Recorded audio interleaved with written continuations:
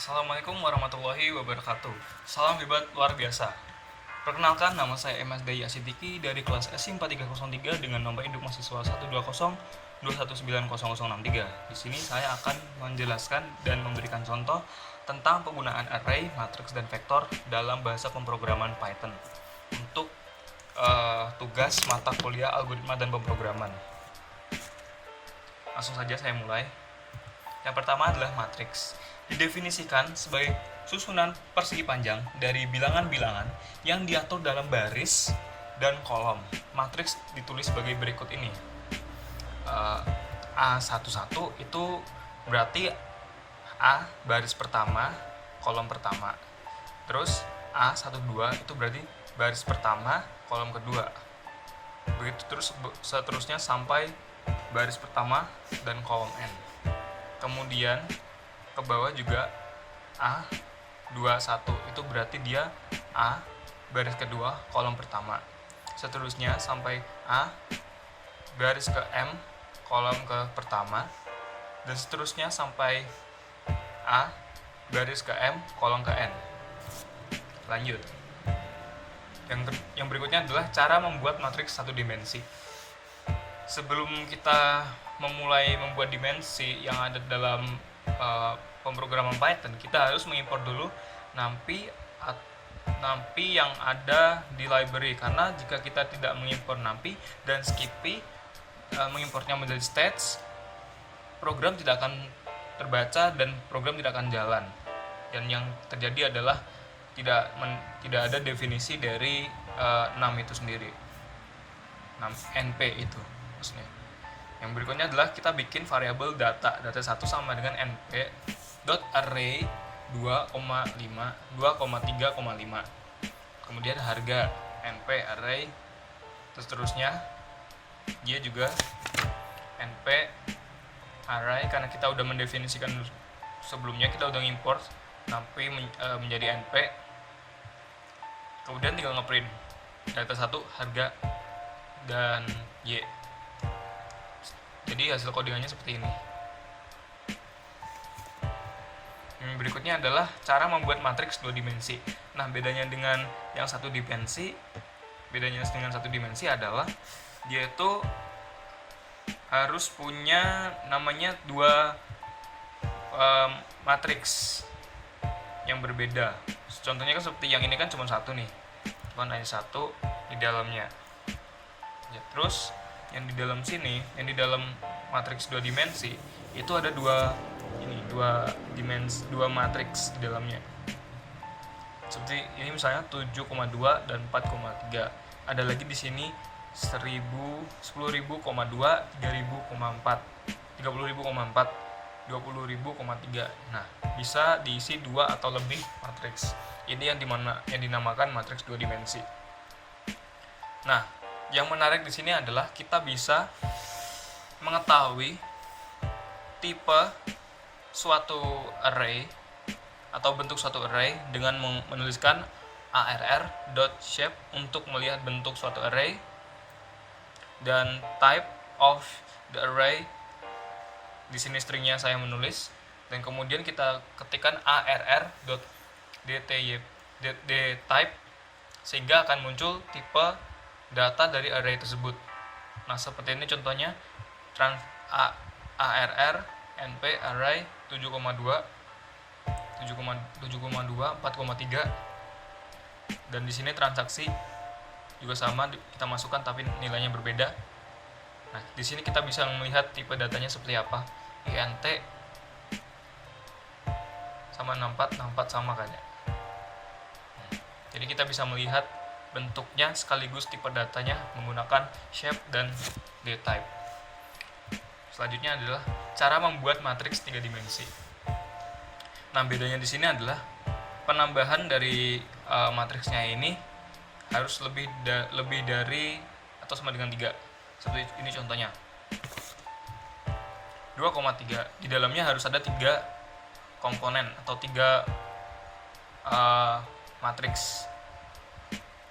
Harus ada 3 hal yang memenuhinya, yaitu kayak 2,3,90, 5,100, 4,2, 80. Nah, jadinya seperti ini. Membentuk matriks 3x3. Kita bisa lihat bentuk dari arraynya 2,2. Kemudian tipe dari arraynya adalah in 64. Selanjutnya membuat matriks array 0, 1 dan matriks identitas. Caranya sebagai berikut.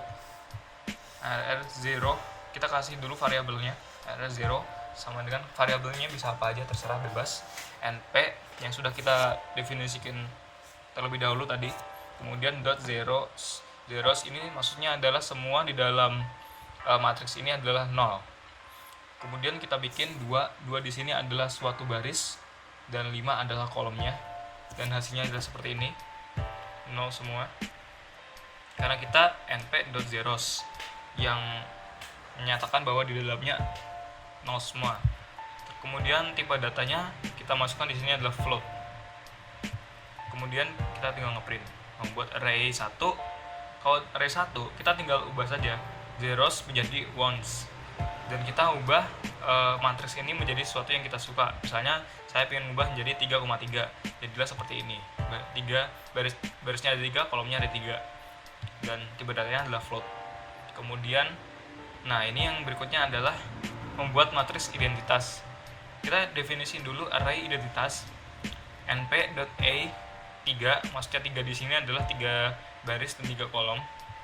Get type input int integer, bukan input, print rr identitas. Kemudian kita print bentuk dari array yang saya ambil di sini sebagai contoh adalah matriks identitas adalah 3,3 karena dia punya baris 3 dan dia punya kolom 3. Berikutnya adalah tipe dari array matriks identitas adalah int 64. Itulah cara membuat matriks array 0, 1 dan matriks identitas. Kemudian yang berikutnya adalah random dan array element. Metode random digunakan untuk menghasilkan array dengan nilai acak. Jadi di dalamnya itu ya acak gitu, belum pasti kita di dalamnya apa gitu. Kan kalau yang tadi kan sudah pastikan kita inputkan, atau dari sistem memang menginputkan seperti itu, misalnya dari zeros atau ones tadi. Nah, kalau di sini dia acak. Ada beberapa tipe random yang bisa digunakan. Misalnya random dan random seperti yang saya pakai di sini. Ini ada sedikit kekeliruan, tapi tetap bisa berjalan. Untuk random dengan distribusi standar atau normal, dan random RND untuk random dengan distribusi uniform. Nanti akan saya beritahu. Hasil codingan seperti ini, bisa dilihat. Random, kita hanya tinggal memasukkan baris yang ingin kita buat dan kolom yang ingin kita buat, seberapa banyak, dan seperti itu. Kita tinggal ngeprint aja. Kemudian berikutnya adalah distribusi normal array ukuran 3x3. Kita tinggal ubah aja random.random baris 3, kolom 3, dan jadinya seperti ini. Nah, di sini saya ingin ngeprint random 1 variabel yang saya bikin. Saya ingin menampilkan yang di 1,1 gimana caranya? Ya tinggal ketik aja dalam kurung 21,1 kurung persegi. Nah, jadinya adalah min 1,2216899 sekian. Nah, di manakah nilai dari ini? Kita bisa lihat di sini. Dari 0,87 itu adalah 0, dan 0,13 itu dibacanya di program adalah 1. Jadi kita memulai dari 0 dan selanjutnya 1, 2, 3 dan seterusnya. Nah, di sini kita bisa lihat muncul min 1,22168959 ini adalah ini 1,1, bukan 2,2 karena di program dimulai dari 0. Kemudian yang berikutnya adalah random distribusi seragam ukuran 3x3. Random distribusi seragam ukuran 3x3. Kita bikin dulu variabelnya. Sama seperti tadi sebenarnya. Cuma yang membedakan di sini adalah kalau kita ingin bikin random 3, kita harus punya 3 nilai di dalamnya. Karena random kan, kita tulis 3 kali 3, ya tinggal tulis aja baris 3, kolomnya 3. Kemudian saya ingin menampilkan randomnya cuman di bagian 1,2, berarti kan 1 0 1 2 0 1 di sini. Kemudian kolomnya 0 1 2 di sini. Yang paling akhir. Nah, di sini. Nah, itu yang membedakannya. Kemudian yang selanjutnya adalah selecting array. Ini seperti yang tadi, cuman di sini kita hanya menampilkan baris jadi kolom, kolom jadi baris. Misalnya seperti data awal, matriks membuat matriks acak. Kita bikin dulu matriks acaknya. NP-nya harus didefinisikan dulu seperti yang pertama tadi. Random sama dengan np.random.random 5,5 didefinisikan dulu seperti tadi. Ini hasilnya matriksnya 5 kali 5 dengan matriks acak di dalamnya. Kemudian kita proses selecting array-nya, vektor di kolom ketiga. Saya ingin yang hanya tampilkan tuh cuman di kolom ketiga aja. Gimana caranya? Tinggal random dalam kurung persegi kotak, kita kasih titik 2 karena yang kita tampilkan hanya baris kedua saja. Seperti ini hasilnya. Kita tidak menampilkan baris yang kita pilih, kita hanya menampilkan kolom. Kemudian kolomnya ini ditransformasi menjadi sebuah baris seperti ini jadinya. Kemudian yang berikutnya adalah selecting array. Sekarang yang kita ganti adalah bukan kolom tapi barisnya.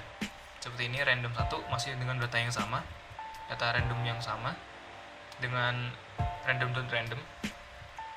Kita ambil pada kolom pertama, maksud saya pada baris kedua, karena 1 itu dimulai dari 0 kalau dalam program. Seperti ini kita bisa lihat baris kedua 331 636 dan seterusnya. Nah, jika kolom ditransformasi menjadi baris, maka baris tetaplah menjadi baris seperti ini. Kemudian yang selanjutnya adalah tetap sama, tapi yang kita tampilkan di sini dua-duanya. Kita memasukkan baris yang kita inginkan dan kolom yang ingin kita tampilkan juga, dan bisa didapatkan seperti ini 5, 7, 6. Jadi kita mulai dari sini, bisa diproses menjadi seperti ini, tergantung baris dan kolom yang ingin kita tampilkan dari matriks acak yang sudah kita definisikan dan sudah kita bikin sebelumnya. Kemudian yang terakhir adalah operasi matriks. Di sini saya menjabarkan tentang penjumlahan. Matriks C di sini merupakan hasil penjumlahan dari matriks A dan B, di mana jumlah baris dan kolom baris A harus sama dengan baris B. Kalau keduanya berbeda, tidak bisa dijumlahkan atau terjadi error. Di sini di posisi yang sama, A dengan posisi yang sama dengan B itu ditambahkan. Begitu juga dengan jumlahnya yang di C. C11 adalah jumlah dari A11 ditambah B11. C12 adalah jumlah dari A12 ditambah B12 dan selanjutnya. Nah, kalau ini contoh yang terakhir yang diberikan di slide ini adalah operasi matriks. Kita definisikan dulu A sama dengan NP. Kita harus seperti yang awal tadi, kita mendefinisikan NP-nya. Kita harus